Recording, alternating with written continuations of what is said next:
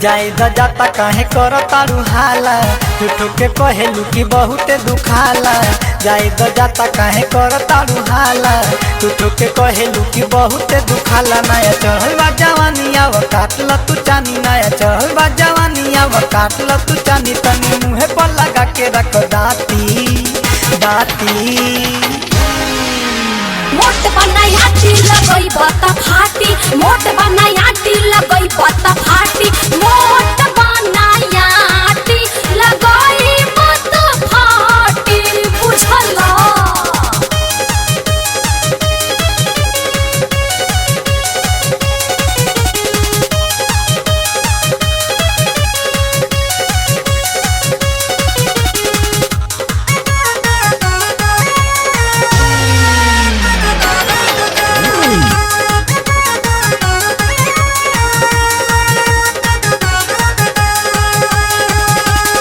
आव लगाई नहीं दुखाई धीरे धीरे होई खेल हो।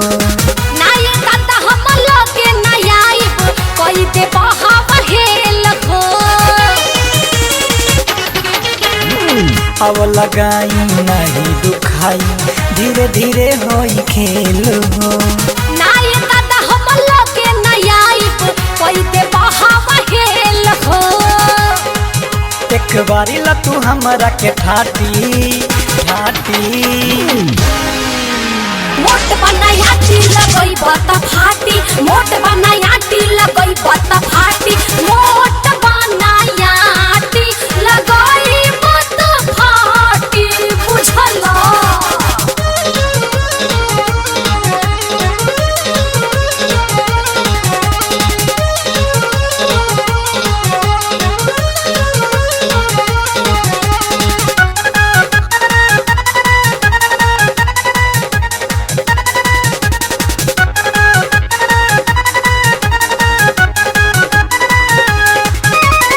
आ जाई माजा भरी दपाजा हो जाई तो हर ढीला हो।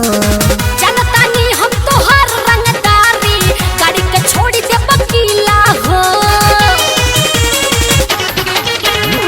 आ जाई माजा भरी दपाजा हो जाई तो हर ढीला हो। जनतानी हम तो हर रंगदारी गाड़ी के छोड़ी दे बकीला हो। आजा छतिया के छतिया से साटी साटी। मोट बनाया लगई बता फाटी, मोट बनाया लगई बता फाटी, मोट बनाया लगई बता फाटी बुझला।